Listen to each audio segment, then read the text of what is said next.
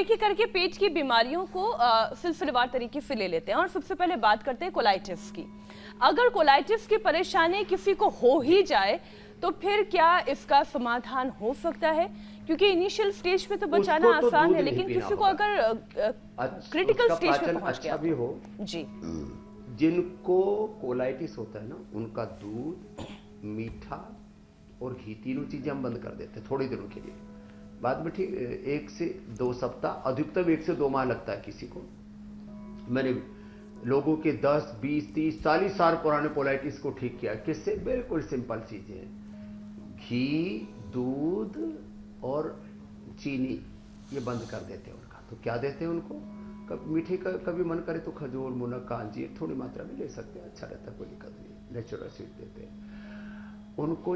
दही छाछ का प्रयोग कराते हैं, खट्टा नहीं होना चाहिए दही। तो रात को 10 बजे जो जमाया हुआ दही उसको सुबह सुबह ले सकते हैं। सुबह 4 बजे दही जमा देते हैं, उसको सुबह 8 बजे तक, अब तो गर्मी आ रही है तो 8 बजे तक दही जम जाता है। और 8 बजे का सुबह का जमाया हुआ दही दोपहर को ले सकते हैं। दोपहर का जमाया हुआ, वैसे दही हम शाम को मना करते हैं, लेकिन कोलाइटिस वाले रात को भी दही ले सकते हैं, 1 कटोरी, ज़्यादा नहीं, ऐसे।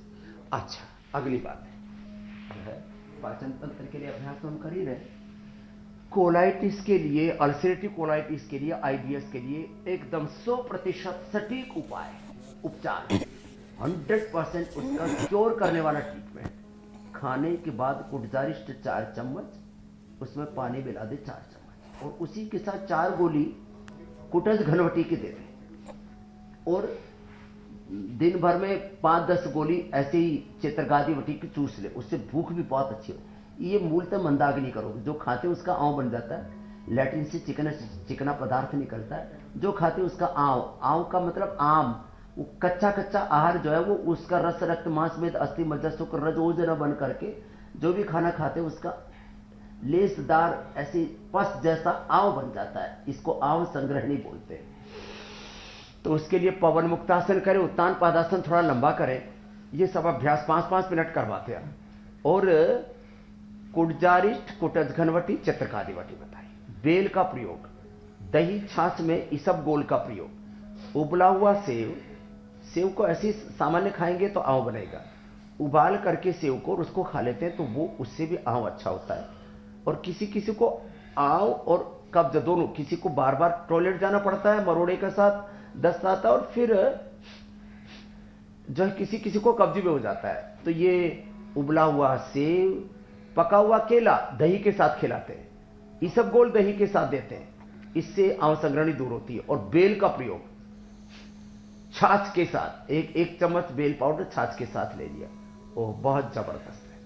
हमारे गुरुजी इसमें सौंफ भी दिया करते थे। सौंफ को थोड़ा हल्का सा भून करके उसका पाउडर बना लिया, हल्का सा सेक करके, भून करके नहीं, सेक, हल्का सा उसको सेक लिया और उसको ऐसे ही खा लिया, उससे भी दूर होती है आंव संग्रहणी की प्रॉब्लम। और एक बहुत जबरदस्त उपाय है, 25 ग्राम कुटज की छाल, कूड़े की छाल बोलते, कुटज बोलते, कूड़ा मतलब कोई कूड़ा कचरा ना समझ ले, कुटज की छाल 25 ग्राम, बेल का जो गुद्दा होता है लाल लाल, बेल का अंदर का गुद्दा, उसका पल्प सूखा हुआ मिलता है, बेल, उसको 25 ग्राम लिया और ये दोनों को उबाल लिया। इसमें थोड़ा सा इलायची डाल देते हैं। और किसी को बहुत ही ज्यादा हो तो उसमें 5 से 10 ग्राम ये भांग के पत्ते डाल सकते हैं। अब ये प्रयोग तो जो है समझदारी से करें, कोई ज्यादा ना प्रयोग करें। 1 दिन में ही आंव संग्रहणी दूर की है हमने, 1 दिन के अंदर। माने 10 साल से परेशान थे, 30-30, 40-40 बार किसी को टॉयलेट जाना पड़ता है, मीनाक्षी जी, जोत्सना जी, हुसैन भाई। और मैं देखता हूं पहले ही दिन से जो 40 बार जा रहे थे वो 4 बार जाने लग गए, दूसरे दिन से 2 बार, फिर बोले जी 1 ही बार हो रहा है। अब ऐसा ना हो कि ये 1 बार भी बंद हो जाए। मैं कहा नहीं, ये चालू रहेगा, चिंता मत करो, क्योंकि मेरे पास ऐसे भी पेशेंट आए कि 3-3 महीने से टॉयलेट ही नहीं जा रहे। तो यह आंव संग्रहणी का एकदम अचूक उपाय बता दिया। योगाभ्यास करना जरूरी है, जो हम बता रहे हैं, आराम आराम से करें। ठीक है स्वामी जी, अब जरा सा और आगे बढ़ते हैं। कुछ लोगों को स्टूल में सफेद झाग से आते हैं, और ये क्या है, ये परेशानी क्या है और इसका फिर उपाय क्या है, इससे कैसे बचा जाए? तो ये जो सफ़ेद झाग से आते हैं ये भी आम संग्रहणी की कोलाइटिस आईबीएस की ही पूर्व अवस्था है। उनको तो कोई ज़्यादा चिंतित होने की ज़रूरत नहीं, वो तो छोटा सा उपाय कर ले, अनार और दही खा ले खाली। अनार और दही इतनी ज़बरदस्त रेसिपी है, मैंने जिसको भी बताया उसकी बल्ले बल्ले हो गई। बोले समझे आपने जब से ये बताया ना, पेट में थोड़ा मरोड़े से रहते थे, गैस सी बनती थी, इंडाइजेशन खाया पिया हजम नहीं होता था, कभी आँव बन गई, कभी कुछ ये, और चाहे जो पाचन तंत्र की सामान्य सारी दिक्कतें, वैसे तो कहते हैं एक अनार 100 बीमार, और ये अनार और दही ये तो परम औषध है पाचन के लिए। तो जिनको आम संग्रहणी है वो दही के साथ ले लिया करें, तो वैसे ही एक अनार सुबह सुबह 1 कटोरी छोटी।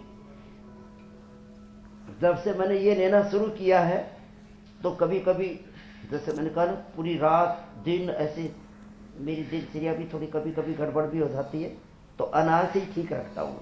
मुझे एक बार भी जिंदगी में फूड पॉइजनिंग नहीं हुआ, एक बार भी खाने पीने की वजह से कोई एलर्जी नहीं हुई। उल्टी दस्त कई लोगों के बखेड़े होते रहते हैं, तो ये कोई उपद्रव इसलिए नहीं हुआ कि मैंने अनार खाना शुरू कर दिया। थोड़ा सा अनार खाता हूँ, तो ये खा लेंगे ना हुसैन भाई, तो यही पर्याप्त है।